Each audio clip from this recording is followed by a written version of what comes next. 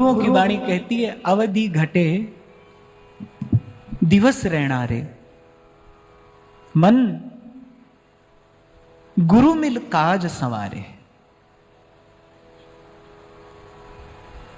तात्पर्य कहते ये दिन रात आ रहे हैं जा रहे हैं, ये क्या हो रहा है? अरे अवधि घट रही है। अनेक बार आपको निवेदन किया मैंने कि जीवन क्या है, जन्म और मृत्यु से बीच की जो अवधि है दी गई है हमें अपना कार्य सिद्ध करने के लिए, उसी का नाम जीवन है। और यदि किसी को जीवन धन कमाना हो, यदि किसी को जीवन धन की प्राप्ति करनी हो, तो वो सबसे पहला कार्य करे, जीवन का आदर करे, रिस्पेक्ट लाइफ। इस मनुष्य जन्म का, इस जीवन का आदर करे। और जीवन का आदर अर्थात समय का आदर। साधक जीवन में अनेक अनेक अनर्थ आते हैं, क्योंकि अर्थ तो केवल एक है। अर्थ माने धन, द्रव्य, वस्तु, वो तो एक है। भजवे को दोई सुघर कह हरि दास।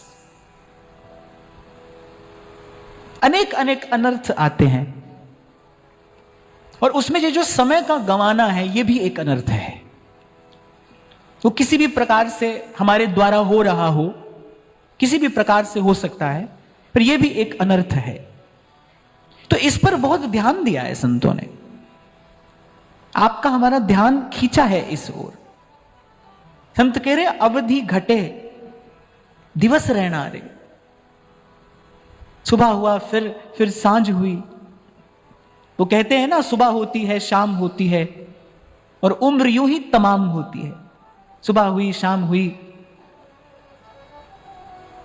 तो इसी का विचार करते हुए, जाते हुए काल को, समय को देखते हुए संत कहते हैं, अरे मन अपना कार्य संवार ले, अपनी कार्य सिद्धि कर ले। पर उसके बीच में एक बात कहते हैं, मन गुरु मिल काज संवारे। गुरु से मिल, वो तेरा कार्य सिद्ध करने में तेरा सहयोगी होगा। उसके संकल्प के बिना, उसके आशीर्वाद के बिना, उसकी कृपा के बिना, उसके सहयोग के बिना, उसकी संभाल के बिना तेरा कार्य सिद्ध नहीं होगा। मन गुरु मिल काज संवारे। करहूं बेनती सुनो मेरे मीता। बड़े सुंदर शब्द है, कहिए, अपने मन से कह रहे हैं। करहूं बेनती सुनो मेरे मीता,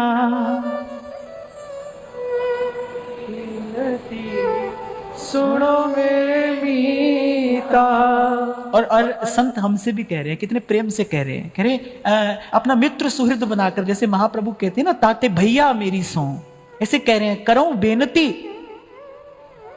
सुनो मेरे मीता। संत टहल की बेला, संत टहल की बेला। इहाँ खाट चलो हरिलाहा। इहाँ खाट चलो हरिलाहा। खाट माने खटना, माने कमाना। क्या पाया? आगे बसन सुहेला। कह रहे यहां कमाई कर, आगे काम आएगी। यहां कमा, आगे काम आएगा। आगे बसन सुहेला।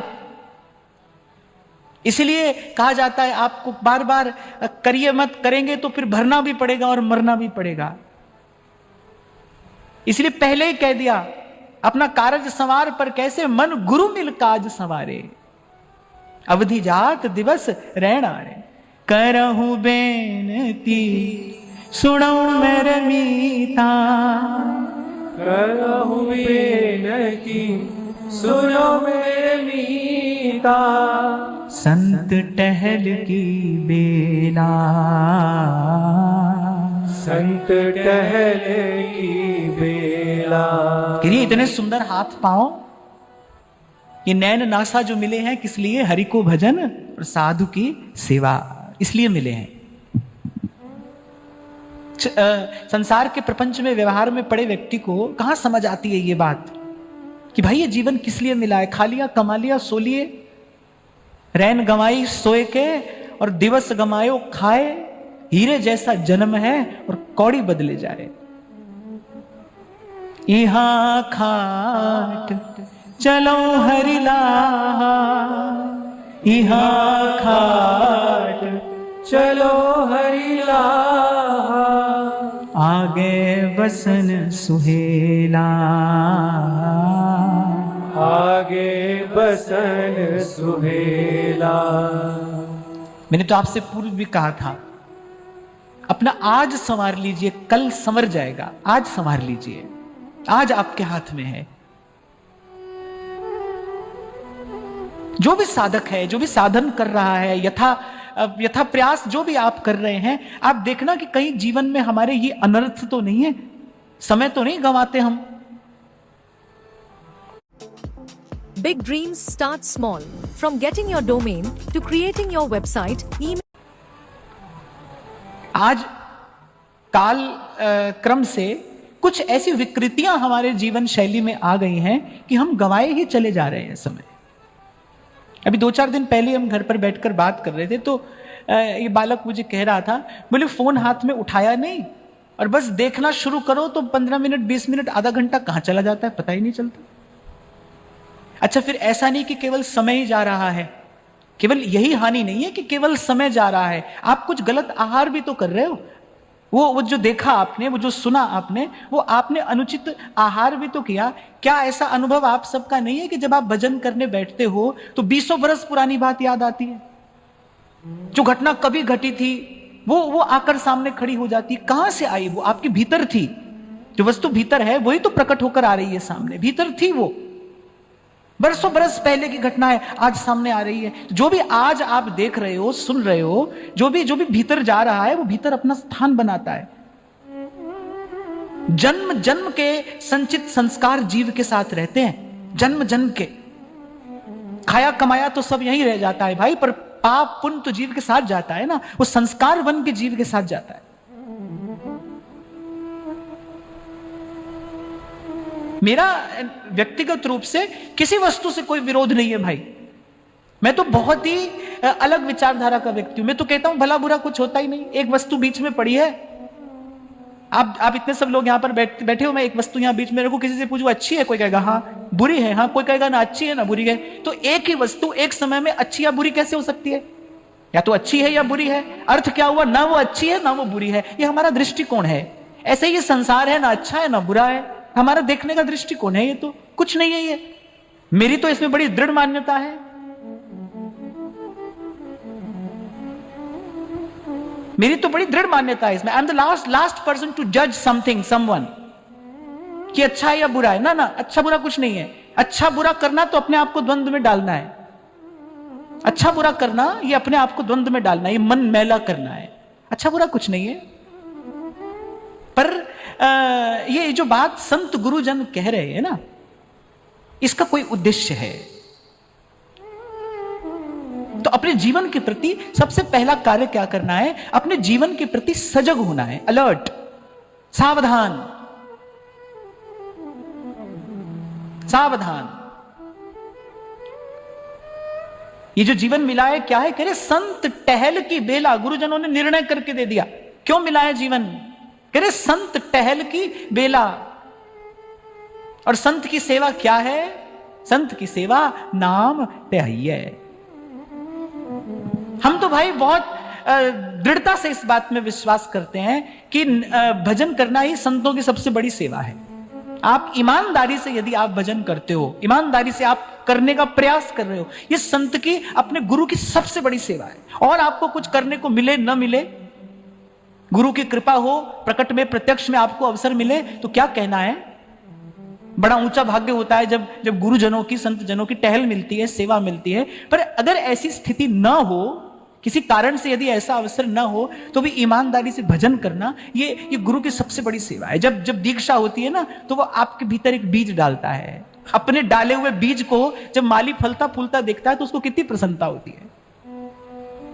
वो बीज डालता है आपके भीतर, जिसके लिए श्री ध्रुवदास जी कहते हैं भजन जलसों सींचो करे बारंबार।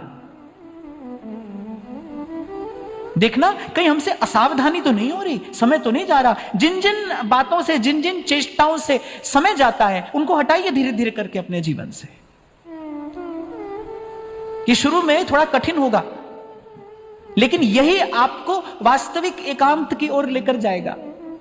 केवल किसी से मिलना बोलना, केवल यही तो संपर्क नहीं है ना। देखना सुनना, किसी के विचार का संग जब आप करते हैं, ये भी एक संग है। वस्तु का भी संग होता है ध्यान करना। केवल व्यक्ति से ही कुसंग नहीं होता, वस्तु से भी कुसंग होता है। आपको मैंने शायद सुनाई थी एक बार, हमारे पुराणों में एक कथा मिलती है। एक ऋषि तप कर रहे थे, उनके तप का तेज बढ़ा, उनकी तपस्या का तेज बढ़ा, तो वहां देवताओं को चिंता हो गई। देवताओं को चिंता क्यों होती है? क्योंकि वो दुर्बल है भीतर से। क्यों दुर्बल है? क्योंकि उनके जीवन में विषय का भोग बहुत है। जब जीवन में विषय का भोग बहुत होगा तो बाहर से भले लिपा पुता हुआ व्यक्ति दिखाई दे, पर वो भीतर से बहुत दुर्बल होता है। ध्यान करना, वो भीतर से बहुत दुर्बल होता है।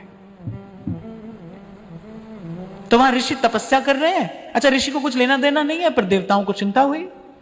उन्होंने अनेक अनेक उपक्रम किए कि भाई इनकी तपस्या भंग की जाए, पर वो ऋषि तो अपने आसन में स्थित थे, दृढ़ संकल्पित थे। अब अंत में देवराज इंद्र को स्वयं आना पड़ा। अब देवराज इंद्र ने कहा भाई सीधे सीधे तो इनके सामने नहीं जा सकते, कहीं ऐसा ना हो आंख खुले और दृष्टि के तेज से ही हमारा कार्य पूर्ण हो जाए। तो भाई सीधे सीधे तो नहीं जाएंगे। अच्छा, देवता अपना कार्य सिद्ध करने में बड़े निपुण होते हैं, तो बड़े कुशल होते हैं। इंद्र ने क्या किया, एक राजा का वेश धारण किया और बड़े आदर से, बड़े विनम्र भाव से ऋषि को जाकर प्रणाम किया। ऋषि ने आंख खोली, देखा राजा है और अतिथि होकर आया है, तो सेवा करना धर्म है। तो राजा ने कहा कि ऋषिवर, ये जो आपके आश्रम का वातावरण है बड़ा सुंदर सुखद है, बड़ा सुंदर सुखद है। कुछ दिन मेरे यहां पर विश्राम करने की इच्छा हो रही है, क्या मैं रह सकता हूं? ऋषि ने कहा कि आप राजा हैं, आपका अधिकार है, और आप अतिथि होकर आए, आप अवश्य रहिए। तो राजा ने कहा ठीक है, ये जो मेरी खड्ग है ये हमारे लिए बड़ी पूज्य है, मैं केवल एक खड्ग आपके पास रख देना चाहता हूं। इसके लिए मुझे कोई सुंदर दिव्य आसन चाहिए, तो आपके साथ बस मैं अपनी खड्ग रख देना चाहता हूं। ऋषि ने कहा हाँ हाँ रख दीजिए। अब केवल वो खड्ग पास में रखिए, सच्ची घटना है, केवल वो खड्ग पास में रखिए। एक दिन ऐसे ही ऋषि अपने ध्यान में लीन, और एक बंदर, एक मरकट आकर कुछ उछल कूद सी करने लगा। ध्यान में कुछ उनके विक्षेप सा हुआ, क्रोध आया। ऋषि बड़े आश्चर्य में है कि अरे कभी क्रोध आया नहीं, आज क्रोध क्यों आया? दूसरे दिन फिर ऐसी घटना हुई, थोड़ा और क्रोध आया। तीसरे दिन तो इतना क्रोध आया, वो खड्ग उठाई और उस वानर पर प्रहार कर दिया। बस जैसे ही वानर पर प्रहार किया, तप का तेज क्षीण हुआ। काम हो, क्रोध हो, इनका जो वेग होता है ये आपकी शक्ति क्षीण कराता है। विषय का भोग करने के बाद व्यक्ति निस्तेज पड़ जाता है कि नहीं पड़ जाता है? शक्ति क्षीण होती है ना। यदि कल हमने चर्चा की थी ना, भक्ता की चाल निराली केरी बिखम मार्ग चलना, कठिन मार्ग पर चलना है तो शक्ति का संचय करना पड़ेगा। यहां भले बुरे का प्रश्न नहीं है, यहां पाप पुण्य का प्रश्न नहीं है, विषय भोग से पाप होता है प्रश्न ये नहीं है। प्रश्न ये है, बात ये है कि भाई कठिन मार्ग पर जाना है तो शक्ति का संचय करना पड़ेगा। जब भी ध्यान करना, जब भी काम या क्रोध का वेग आएगा, उसके बाद आप देखेंगे कि वह साथ साथ आपकी सारी सकारात्मक शक्ति ले गया। योर वाइटल एनर्जीज, वो सारी आपके साथ में ले गया। वो थोड़ी देर का जो वेग था उसने आपको भीतर से निस्तेज कर दिया।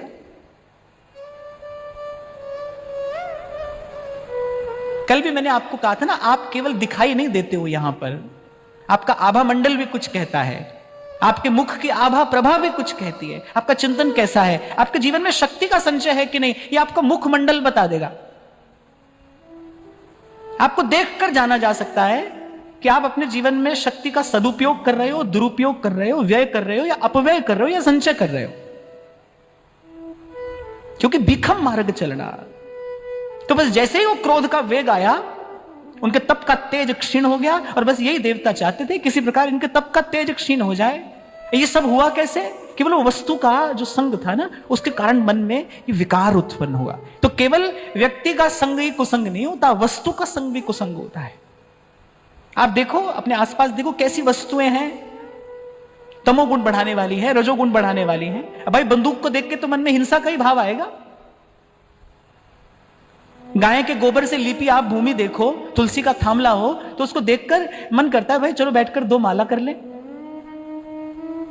प्रभाव पड़ता है ना, जो हम देखते हैं, कहते हैं, सुनते हैं, उसका सीधे सीधे हमारे मन पर, चित्त पर, अंतःकरण पर बिल्कुल सीधा प्रभाव पड़ता है। बहुत लोग मेरे को ये बात कहते हैं कि बरसों से आपको सुन रहे थे यूट्यूब पर, फिर यहां पर आकर बैठकर आपको सुना, तो यहां का आभा मंडल कुछ और है, स्थान का, समय का। जब तक हम संसार में हैं, जब तक हमारा मन बुद्धि साधारण है, हाँ दिव्य हो जाए तो बात दूसरी है, वो तो फिर लाली मेरे लाल की जित देखूं तित लाल, वो बात दूसरी है। पर हम तो साधारण मनुष्य हैं, हमारे मन पर, चित्त पर तो आसपास जो है, घट रहा है, उसका प्रभाव पड़ता है। अब जब प्रभाव पड़ता है तो फिर प्रयास ये किया जाए, क्योंकि हम साधक हैं, कि हमारा जीवन सात्विक हो, संग भी सात्विक हो। हमारे आसपास जो वस्तुएं हैं, हमारा चयन जो है वो बताता है। आपके पास चार रंग के वस्त्र आपके सामने रख दिए जाएं, आपका चयन बता देगा कि आपके भीतर कौन सा गुण कार्य कर रहा है। आप सत्वगुण प्रधान हैं, आप रजोगुण प्रधान हैं, या आप तमोगुण प्रधान हैं। आपका चयन बताता है, आपकी वृत्ति बताती है, आपकी चेष्टा बताएगी कि आपके जीवन में किस गुण का प्राधान्य है। और देखा जाए तो भाई कोई काला गोरा, अमीर गरीब, ब्राह्मण क्षत्रिय ऐसा है नहीं, गुण है, त्रिगुण है। ये त्रिगुण का पसारा है, त्रिगुण का खेल है।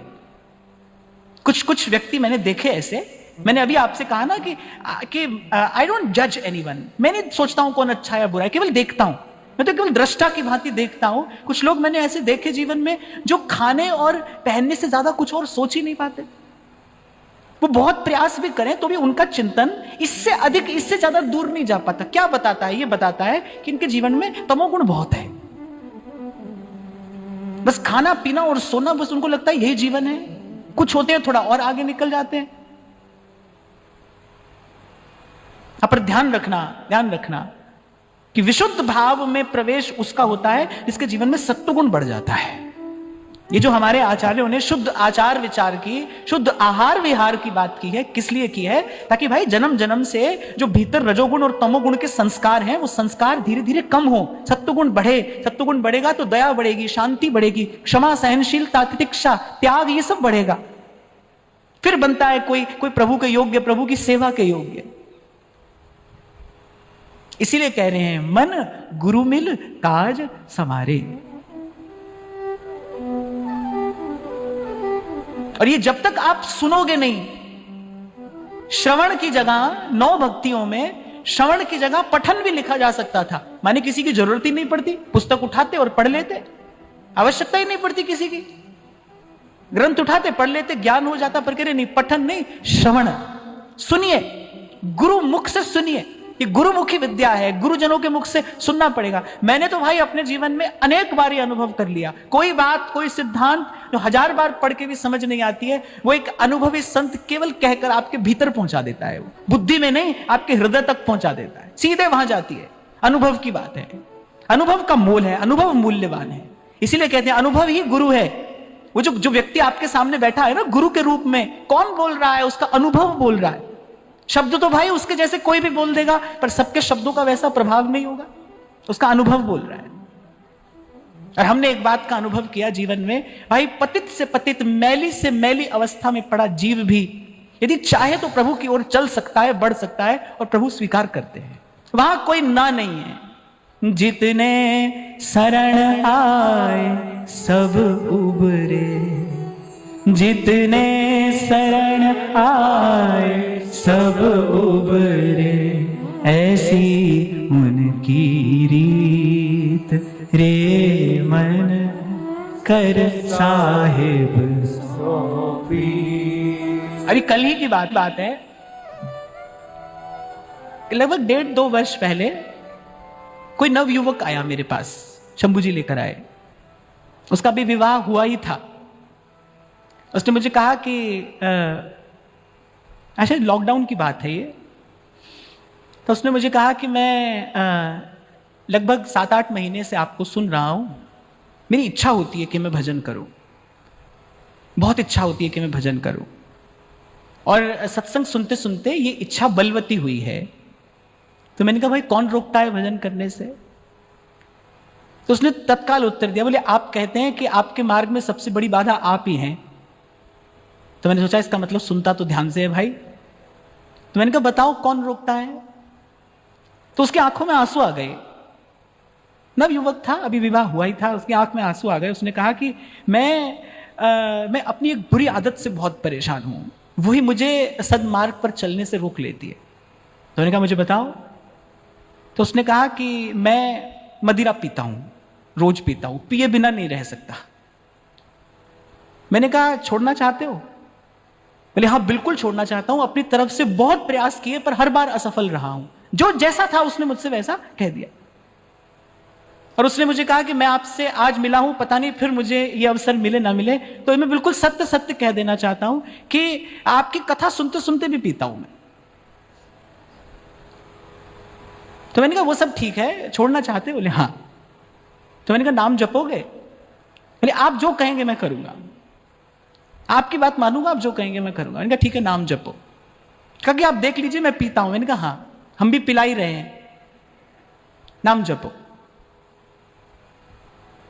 और मैंने कहा कि पीते पीते जरूर जपना, आगे पीछे जपो नहीं जपो, उठते बैठते जपो नहीं जपो, पीते पीते जरूर जपना। फिर उसने कहा कि अब आप ऐसा कह रहे हैं तो मैं ऐसा करूंगा। मैंने कहा ऐसा ही करना, ऐसा ही करना। उसने कहा कैसे जपूं? उंगली से जपूं? कह रहे माला तो मुझे कोई छूने नहीं देता। मैंने कहा मैं देता हूं माला। कोई माला छूने नहीं देता। मैंने कहा मैं माला देता हूं। मैंने माला दी। कल उसके बाद उसका कभी मिलना नहीं हुआ। कल उसने अपना भाव लिखकर भेजा, मुझे मिला। उसने कहा कि आज पूरे 9 महीने हो गए, अब मेरा मन भी उस ओर नहीं जाता है। आपकी कृपा से मैं ठाकुर जी की सेवा भी करता हूं, और मैं और मेरी पत्नी मिलकर प्रभु की सेवा करते हैं, और मुझे अपने जीवन में बड़ा आनंद है। हमको तो भाई इस बात का पूरा भरोसा है, कोई भी पतित से पतित अवस्था में भी भजन का अधिकारी है। ठाकुर जी का द्वार उसके लिए खुला है। और मैं तो कहता हूं भाई, अभी आते आते भी मैं यही बात कह रहा था, हमारे पास तो कोई भी आओ, यहां तो सुर असुर सबके लिए द्वार खुला है। हां पर यह बात जरूर मैं साथ में कह दूंगा कि बेईमान देवता की बजाय मुझे ईमानदार राक्षस चलेगा। ईमानदार हो, जैसा हो वैसा वैसा अपनी बात रख दे, कह दे। नाम की सामर्थ्य अतुलित है, अपरिमित है, अपार है। और संत का कार्य क्या है? मैं आज किसी से कहूं भाई सब छोड़कर मेरे पास आओ, दुर्गुण छूटेगा कैसे भाई? बिना भजन के बल, बिना सत्संग के बल से दुर्गुण छूटेगा कैसे? धोबी के पास इस्त्री किया हुआ कपड़ा कौन भेजता है? मैला ही तो जाता है, उसके पास तो मैला ही जाता है। वो उजला करके देता है, मैला ही जाता है। जीवन में संत नहीं आएगा, जीवन में सत्संग नहीं आएगा, जीवन में सद्विचार नहीं आएगा, तो व्यक्ति अपना दुर्गुण किस बल, किस आधार पर छोड़ेगा? मैं कई बार आपसे कहता हूं, ये मिट्टी के दीपक नहीं आप फूंक मार कर बुझा दोगे। हम नहीं करेंगे और आप नहीं करोगे? अरे आप तो फिर करोगे। आप फिर करोगे, कैसे नहीं करोगे? ये जन्म जन्म के संचित संस्कार हैं, प्रबल हैं। हमारे बल से कहीं अधिक बल है इनके पास में। ये हठात बलात् ले जाएंगे आपको वहीं। इसीलिए मन गुरु मिल, गुरु से मिलकर कार्य सिद्ध होगा, गुरु से एक होकर कार्य सिद्ध होगा, गुरु से हिल मिलकर कार्य सिद्ध होगा। और ऐसे अनेक घटनाएं जीवन में घटी जिसने इस बात को दृढ़ किया। नानक नाम जहाज है, चढ़े सुख उतरे पार। जैसे कहते हैं ना, समर्थ को नहीं दोष गुसाई, रवि पावक सुर सरी की नाही।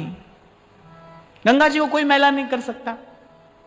ऐसे ही कृष्ण केसरी को नाम एक बार लीने, ध्रुव पापी तिहु लोकन के छिन माही तरही। मैं तो कहता हूं ईमानदारी से आप बस इसके लिए तैयार हो जाओ कि हमको सद्मार्ग पर चलना है। आप बिल्कुल मत घबराओ। मेरे पास केवल एक नियम है, और कुछ नहीं। एक नियम है, सांस सांस सिमरे गोविंद मन अंतर की। उतरे चिंत। और प्रभु से बस इतना कहना है कि राखो संतन पाछे। अरे जब वो बालक मेरे पास आया तो मैंने मन में सोचा ये तो चलो भाई अपने मन की बात यथावत कह रहा है मुझसे, सच्चा हृदय तो है कम से कम, जैसा जीवन है वैसा कह तो दिया, लीपा पोती करके तो नहीं आया ना। और वहां संतों को जब मिले थे वाल्मीकि, उनको तो मनुष्य को काट देने में कोई संकोच नहीं था। बुद्ध को मिले अंगुलीमाल, कितने कितने क्रूर हृदय होंगे, कितने कठोर हृदय। और यहां नरवाहन आए श्री महाप्रभु जी के पास, तो वहां संत कह रहे हैं, उस दया आई उसको देखकर, बोली इतना पाप पंक में लिप्त ये जीव है, इतना मैला कुचैला है ये। फिर बेटा राम राम कहे, वो प्रयास कर रहा है, उसकी जिह्वा पर राम नाम नहीं आता। कहां घटी होगी ऐसी घटना, कितना पाप बढ़ा है उसके भीतर, कितना कलुष है कि नाम जिह्वा पर नहीं आ रहा है। पर संत कह रहे हैं भाई इस जीव को ऐसे छोड़ देंगे फिर इसका उद्धार करेगा कौन? अगर संत से उद्धार नहीं होगा तो फिर कैसे होगा? भक्तमाल में बड़ा सुंदर प्रसंग आता है ना वारमुखी जी का। ऐसी प्रभु की कृपा की पवन चली, फिर हम कहां जाएंगे? तो कहा अच्छा ठीक है, राम नहीं कहता तू मरा कहे, मरा। बोले मरने मारने का तो तुझे अभ्यास है ना, मरना मारना ही किया है तूने, इसका तो तुझे अभ्यास है, तो राम नहीं कहता तू मरा कहे। उल्टा जपत जगत सब जाना, वाल्मीकि भय ब्रह्म समाना, वाल्मीकि भय ब्रह्म समाना। ये प्रसंग मैंने आपको केवल इसलिए बताया, और बड़े सावधान होकर आप श्रवण करना, कोई इसका अन्यथा अर्थ न लेना। मैंने पहले ही कहा, जो ईमानदारी से सद्मार्ग पर चलना चाहता है उसके लिए मार्ग खुला है। मैं तो बार बार आपसे कहता हूं भाई, अपनी ओर देखकर थोड़ी चला जाता है इस मार्ग पर, अपनी ओर देखकर नहीं चला जाता है, प्रभु की कृपा करुणा का विचार करके चला जाता है। आप बस अपने आप को केवल इतनी बात के लिए तैयार कर लीजिए कि हां अब ये जन्म जन्म का प्रपंच छोड़कर अब हम सद्मार्ग के पथिक होना चाहते हैं। ईमानदार प्रयास करिए आप। हमको कोई वचन नहीं लेना है आपसे, हमको आपसे कोई व्रत नहीं लेना लिवाना है। आप वचन दीजिए तो अपने आप को दीजिए, आप अपने आप को वचन दीजिए कि भाई अब हम भरसक प्रयास करेंगे सद्मार्ग पर चलने का। और जीवन में संत सत्संग मिला ही किस लिए है? इसीलिए तो मिला है, इसीलिए तो आपके मेरे जीवन में ये सौभाग्य सुयोग बना है, पर ईमानदारी से किया हुआ प्रयास। बाकी सब प्रभु का नाम करेगा, वो करने में समर्थ है, करता ही आया है।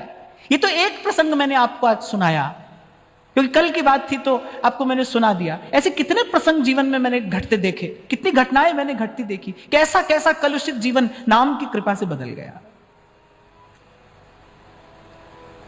अब बस मैं आपको इतना निवेदन करूंगा, अपने आप से छल कपट मत करिए। कल विराम में महाराज जी के साथ मैं यही बात कर रहा था। महाराज जी यही कह रहे थे कि जीवन बीत जाता है पर अपना रोग ही हाथ में नहीं आता। जीवन बीत जाता है, अपना रोग हाथ में नहीं आता, अपना दोष दिखाई नहीं पड़ता, और व्यक्ति करता क्या है, अपने रोग को बढ़ाने वाले सब कार्य करता चला जाता है। वो सब करता है जिससे रोग बढ़ता है। औषधि लेने की बजाय जो कुपथ्य है बार बार उसी का ग्रहण करता है, और इस सब का मार्जन संत कर देता है। अपने वचन के, अपने आभा मंडल के प्रकाश से संत कर देता।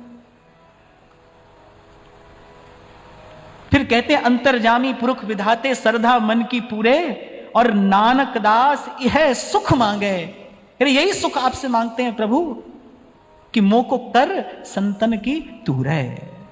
नानक दास यह सुख मांगे, मोह को कर संतन की तूरे। इसलिए यहां संत कह रहे, बोले तू क्यों गफलत में फिरे, सिर पे बैठा काल, और सिर पे बैठा काल दिनों दिन वादा पूजे, और आज काल में कूच मूर्ख तो को नहीं सूझे।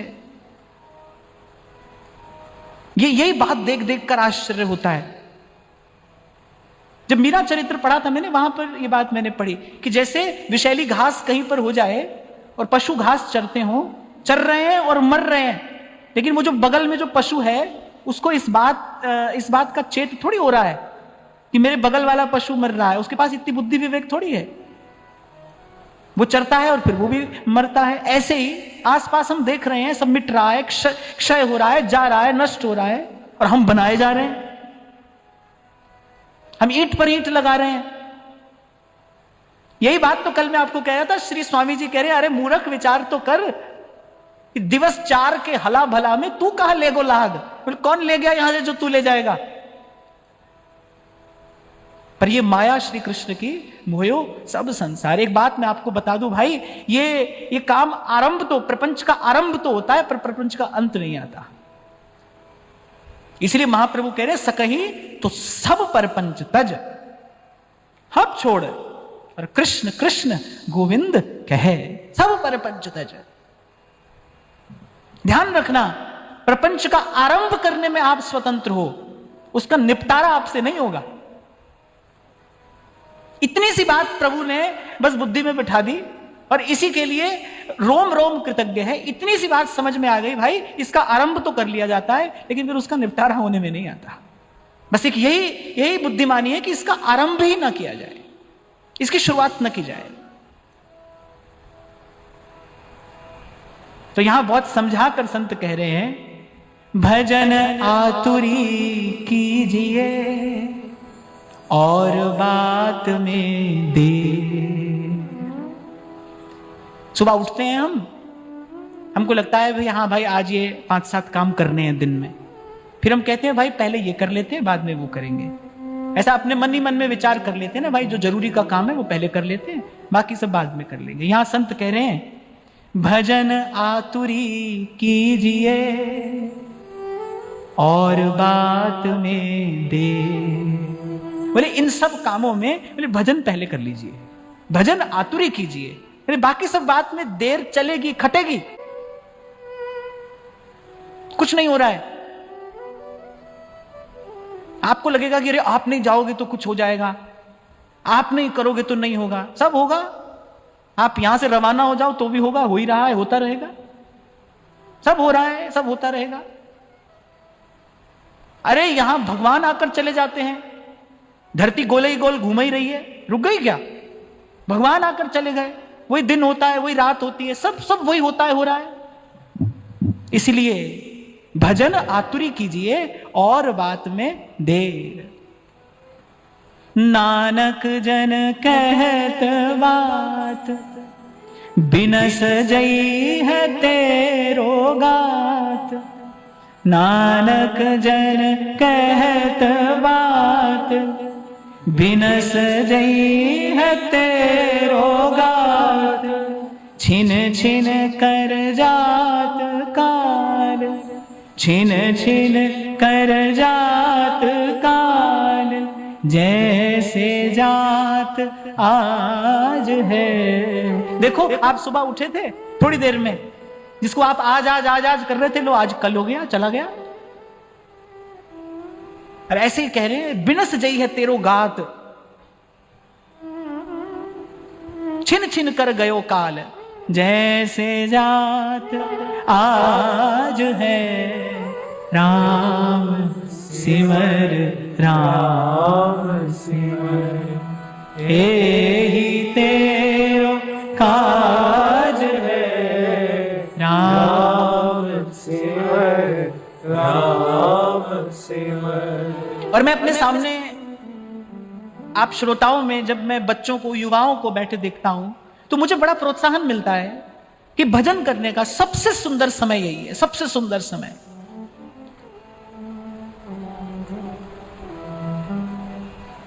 जैसे आप किसी चीज के फायदे आपने जानने हो तो आजकल लोग गूगल करते हैं, उस पर लिखा होता है benefits of this, benefits of that.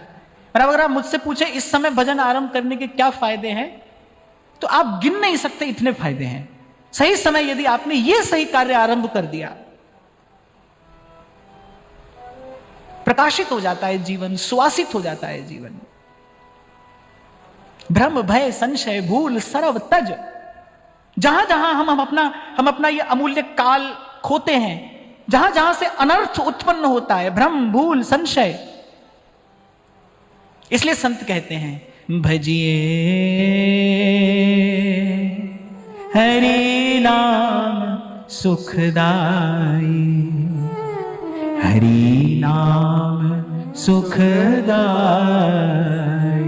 और मैं फिर कह रहा हूं, घबराना नहीं, पीछे का जीवन जैसा भी था, आप ईमानदारी से आज तैयार हो जाओ। और ये वचन भी आपको मुझे नहीं देना है, अपने आप को देना है, क्योंकि जो करना है वो आपको स्वयं के लिए करना है, हमारे लिए नहीं, अपने लिए।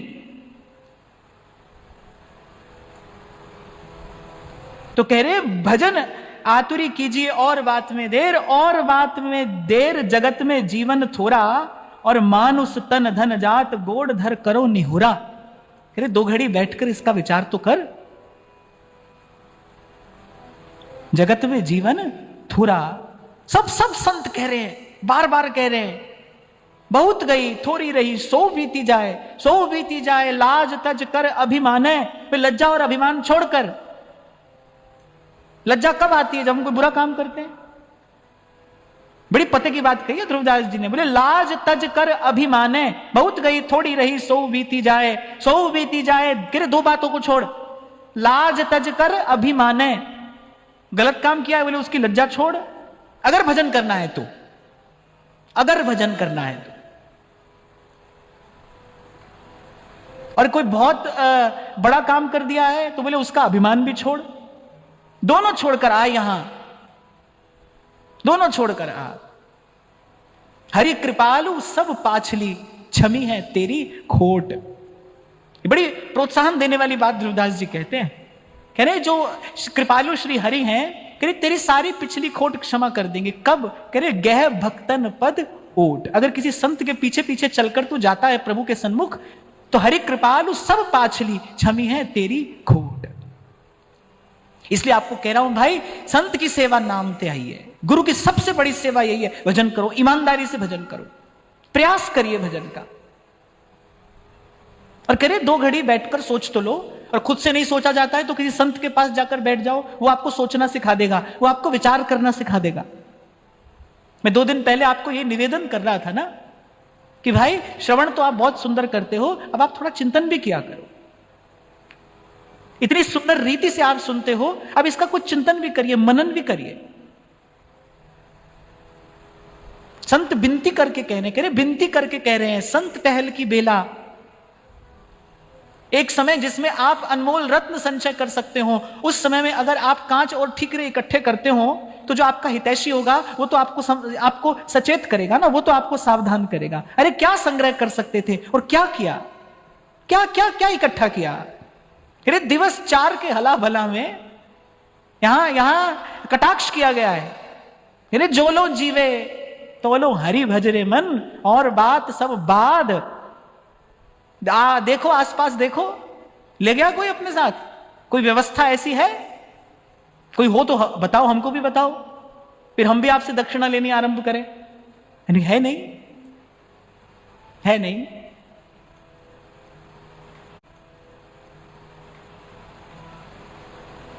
इसीलिए तो कह रहे हैं भाई, जो पूंजी साथ जानी है उसका संचय करिए, जो आपके साथ जाएगा।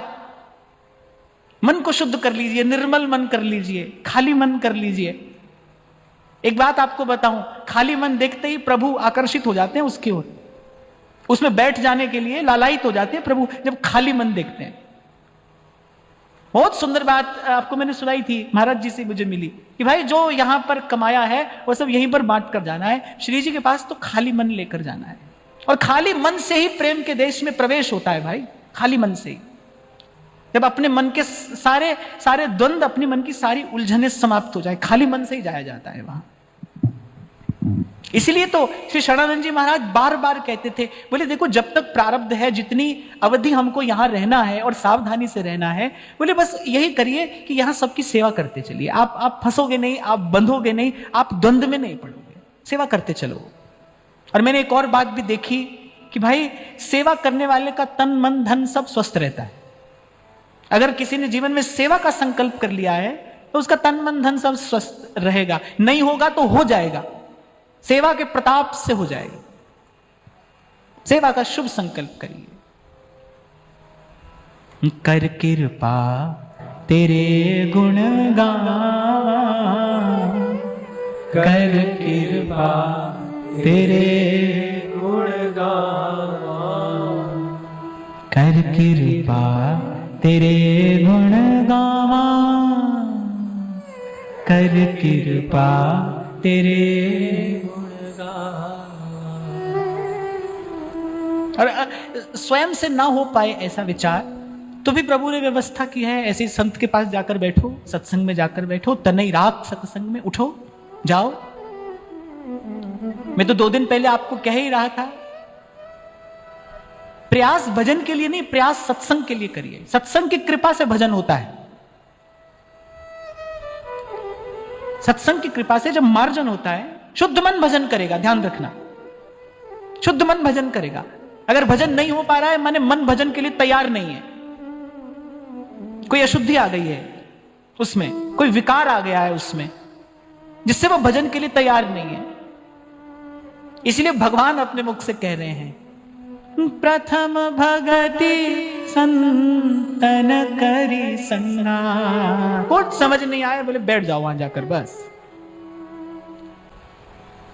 अरे हमको याद है बचपन में हमारी माँ, हमारी दादी हमको उंगली पकड़ पकड़ कर कथा में, सत्संग में लेकर जाती थी। हम कुछ समझ थोड़ी आता था, हमको कुछ समझते थोड़ी थे हम, केवल इसलिए कि सत्संग का संस्कार पड़ जाए। मैंने जी बात मेरे को श्रद्धेय श्री विनोद अग्रवाल जी ने बताई थी कि श्री अखंडानंद जी महाराज मुंबई काफी आया जाया करते थे। तो श्री विनोद अग्रवाल जी ने मुझे ये बात बताई थी, बोले कि हमारे पिताजी हमको सत्संग में ले जाते थे, हमारी जाने की इच्छा नहीं हो जाती थी लेकिन हमको ले जाते थे। फिर हम उनसे कहते थे कि श्री स्वामी जी जो कहते हैं, अब स्वामी जी चर्चा करते थे वेदांत की, वो उपनिषदों पर प्रवचन करते थे। बोले श्री स्वामी जी जो बात कहते हैं उसमें से एक भी बात हमारी समझ में नहीं आती, तो इतनी देर हम वहां कैसे बैठे? बोले मैं भैया बता रहे थे हमारे पिताजी ने क्या उत्तर दिया। बोले मैं इसलिए नहीं जा रहा हूं कि तुमको वहां पर कुछ समझना है, मैं तो केवल इसलिए ले जा रहा हूं कि तुमको सत्संग में बैठने का अभ्यास हो जाए। सत्संग में बैठना है बस, इतना अभ्यास हो जाए, इतना अभ्यास हो जाए। कर देता है सत्संग, भूमि तैयार कर देता है, भीतर ही भीतर वो प्रक्रिया होती है, पता नहीं चलता। इसीलिए तुलसी बाबा कह रहे हैं, मज्जन फल पेखिए तत्काला, काक हो ही पिक बकहूं मरा। जब माता पिता पूछते हैं ना कि बालक कैसे भजन करे, और ये बात बालक के लिए नहीं है, तो तुम्हारे हमारे सबके लिए, कोई भी कैसे भजन करेगा, भजन से पहले सत्संग चाहिए। प्रथम भक्ति संतन करी संगा। और ये माता पिता का कर्तव्य है बालक को सत्संग का संस्कार देना, सत्संग में जाकर बैठना आ जाए। कोई कितना भी कुटिल, कितना भी पतित क्यों ना हो, पर भाई उसकी आत्मा तो परमात्मा को ही चाहती है ना। वो ये जानता हो न जानता हो, मानता हो न मानता हो, आस्तिक हो नास्तिक हो, कोई भी हो, जीवात्मा तो परमात्मा को ही चाहती है। अब ये बात दूसरी है कि हमने उसके मार्ग में कितने बड़े बड़े अवरोध खड़े कर रखे हैं, हमारे खड़े किए हुए अवरोध हैं, ये बात दूसरी है। पर जीवात्मा तो परमात्मा को ही चाहती है, वो तो उसी को खोज रही है, कभी सुख के रूप में, कभी आनंद के रूप में, वो तो उसी को ढूंढ रही है ना। इसलिए मैंने कहा भाई सुर असुर कोई भी आओ, हमारा दरवाजा सबके लिए खुला है। हाँ, बस आप इतना ईमानदार संकल्प लेकर आओ कि अब आप अपने जीवन में परिवर्तन चाहते हो, अब आप परिवर्तन का पूरा प्रयास करो। थक गए हो अब आप। ललित किशोरी कह रहे हैं ना कि दुनिया के प्रपंचों में हम मजा कछु नहीं पाया जी। बहुत समृद्ध परिवार से थे, राजाओं जैसा जीवन था, वैसा ही ऐश्वर्य ठाट बाट, सब देखकर कह रहे हैं, अरे खूब छान कर देखा हमने, कुछ हाथ नहीं आया। बोले दुनिया के परपंचों में हम मजा कछु नहीं पाया जी। मात पिता पति सगा इन सब सो मन अकुलाया जी। ललित किशोरी दिलबर सो अब हट कर नेह लगाया जी। कह रहे अब जीवन का सुख मिला है, अब मैं वृंदावन धन पायो। ये जो व्यास जी ने अब कहा ना, अब बोले ये अवसर आ गया।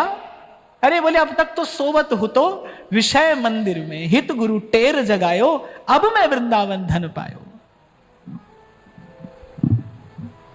तो आप ये सब बात मैंने इसलिए कही भाई, ध्यान से सुनना, कि अपनी ओर देखकर भजन का निर्णय करने में एक दिन का भी विलंब मत करना, एक घंटे का भी विलंब मत करना।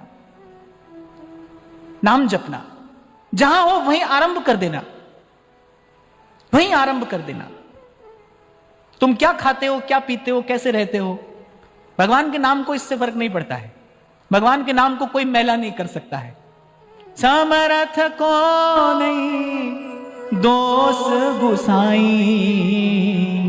रवि पावक सुरसरी की नाई। अरे सूर्य को कोई मैला नहीं कर सकता, अग्नि को कोई अपवित्र नहीं कर सकता, गंगा जी में विकार उत्पन्न हो ही नहीं सकता, गंदा नाला भी उनमें मिलकर गंगा ही हो जाता है। और फिर ये तो प्रभु का नाम है, जिसके लिए श्री चैतन्य महाप्रभु कह रहे नाम नामकारी बहुधा निज सर्वशक्ति तत्रार्पिता नियमित स्मरणे न काले।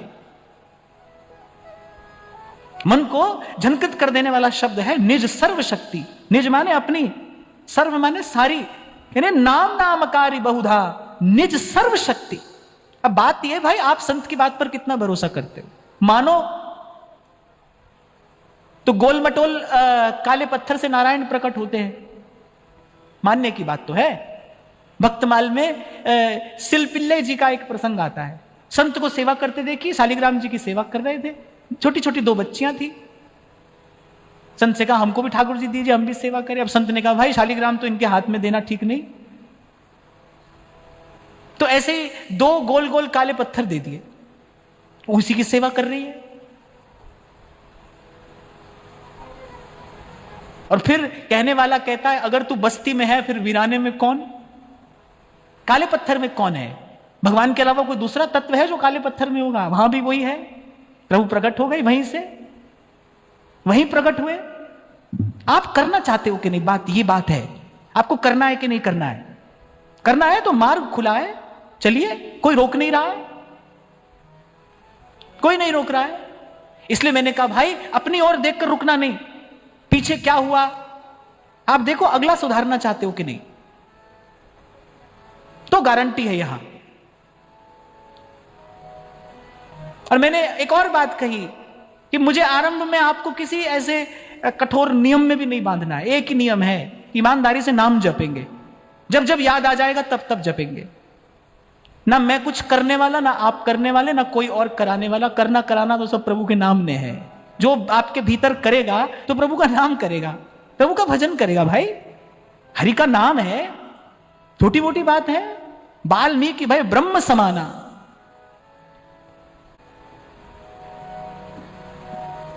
इसलिए हम तो हर रोज अलग अलग प्रकार से आपको यही लेकर आएंगे। हमारे गीत का सम यही है। जैसे गीत में एक सम होता है ना, घूम फिर के वहीं आना पड़ता है, ऐसे हमारे गीत का सम यही है। नाम सिमर राम सिमर एहि तेरो काज है, राम सिमर राम सिमर। भगवान कह रहे हैं श्री गीता जी में, यज्ञानाम जप यज्ञोस्मि। विभूति योग में भगवान कह रहे हैं इन्हें सब यज्ञों में जप यज्ञ मैं हूं। यज्ञानाम जप यज्ञोस्मि। आपने 10 मिनट नाम जप किया तो आपने श्रेष्ठतम यज्ञ किया है। हमारे शास्त्र में कहा गया है कि बिना यज्ञ किए जो खाता है वो पाप खाता है।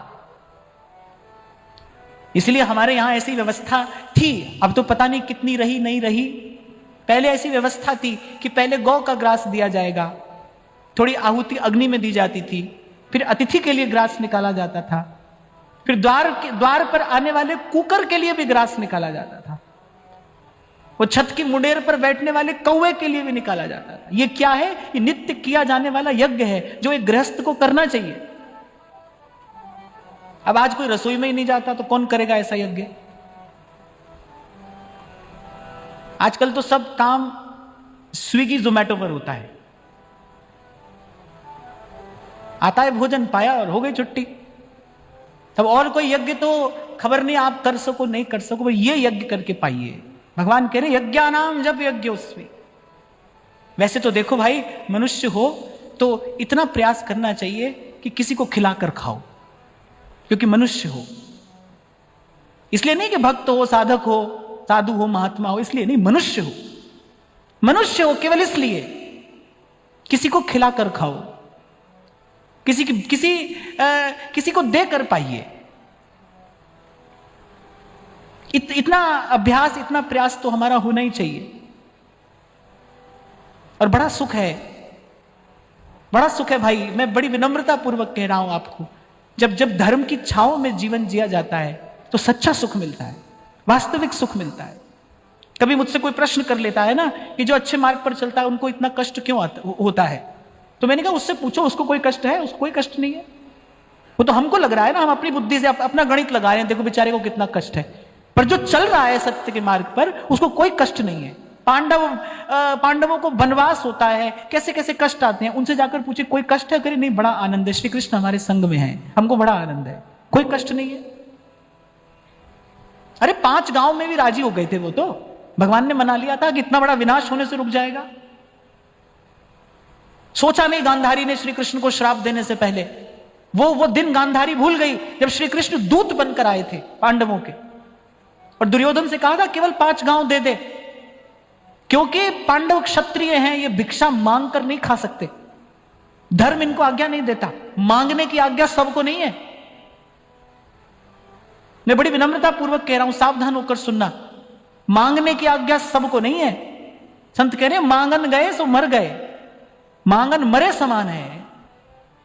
मांगने का समय आया तो कबीर जी व्याकुल हो गए, भगवान से कह रहे हैं कि अपने मांगने जाऊं किसी से, कह दिया इतना दीजिए जहां मैं ग्रस्त समाये, मैं भी भूखा ना रहूं, साधु ना भूखा जाए।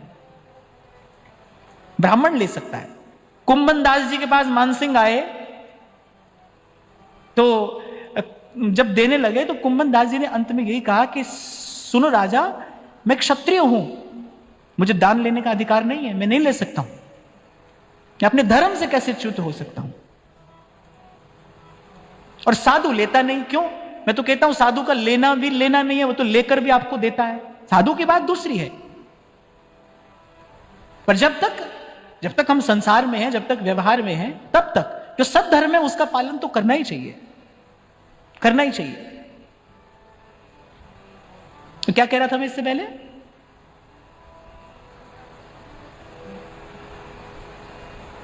मैं ये कह रहा था कि कहां चले गए आज सब लोग?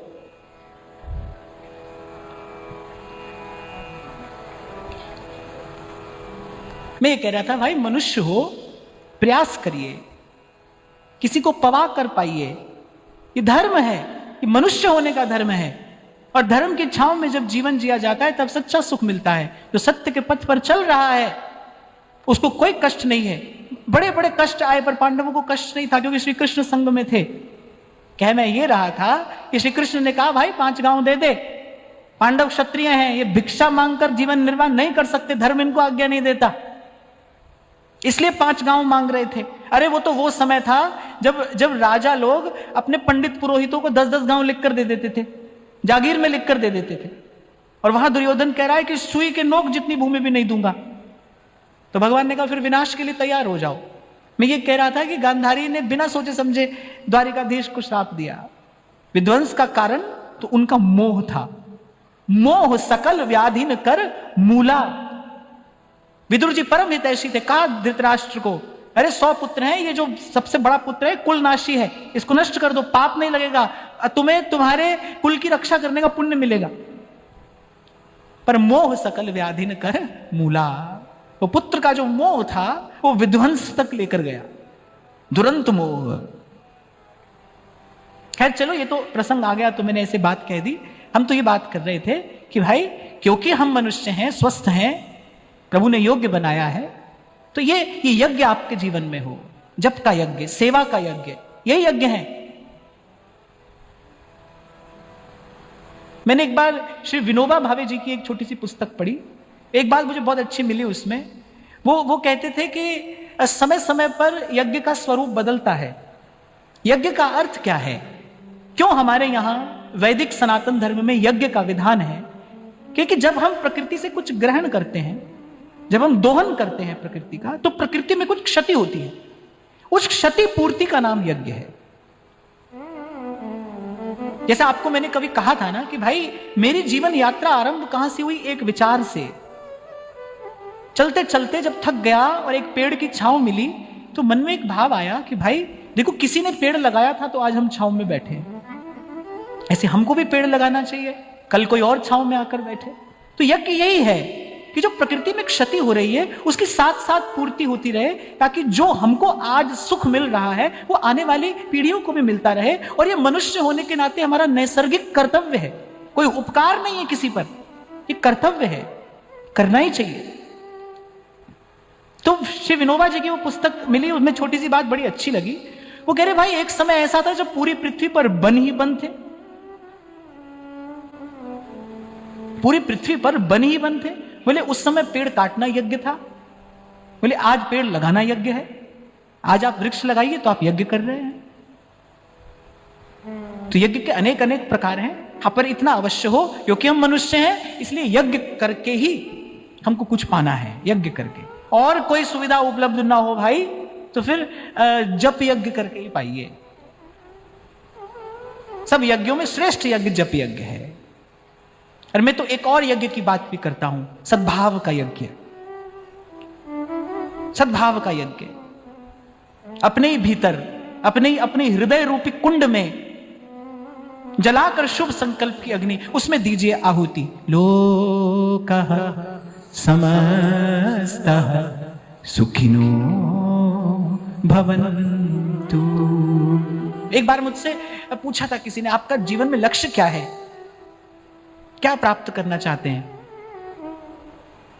मैंने कहा ऐसा जीवन जिसको देखकर मेरे गुरु को मुझ पर गौरव हो, गर्व हो, यही हमारा लक्ष्य है। किसी प्रकार से मैं अपने गुरु की प्रसन्नता का कारण बनूं, उसके गौरव का कारण बनूं, यह हमारा लक्ष्य है। ऐसा जीवन जीना चाहते हैं। अब कब इसमें सफल होते हैं ये तो संत भगवंत की कृपा पर निर्भर है, पर संकल्प ये है। तो फिर आगे कहते हैं, कांचे महल के बीच पवन एक पंछी रहता, 10 दरवाजा खुला उड़न को नित उठ चहता। अरे कांचा महल है, ये हार्ड मास का महल है, अरे कच्चा महल है। बारू की भीत जैसे वसुधा को राज है। कांचे महल के बीच अरे पवन एक पंछी रहता। पवन पवन का पंछी है, पवन सा पंछी है, जो प्राणवायु है उसकी बात कर रहे हैं। कच्चे महल के बीच में रहता है और कह रहे 10 दरवाजा खुला, 10 द्वार इस महल में सदा खुले हैं। और उड़न को नित उठ चहता, दिन प्रतिदिन मृत्यु के निकट ही जा रहा है। नारायण स्वामी कह रहे ना, चेत चेत अब चेत, काल चिरैया चुग रही निस्दिन जीवन खेत। नारायण अब चेत कर, चेत चेत अब चेत, काल चिरैया चुग रही निस्दिन जीवन खेत।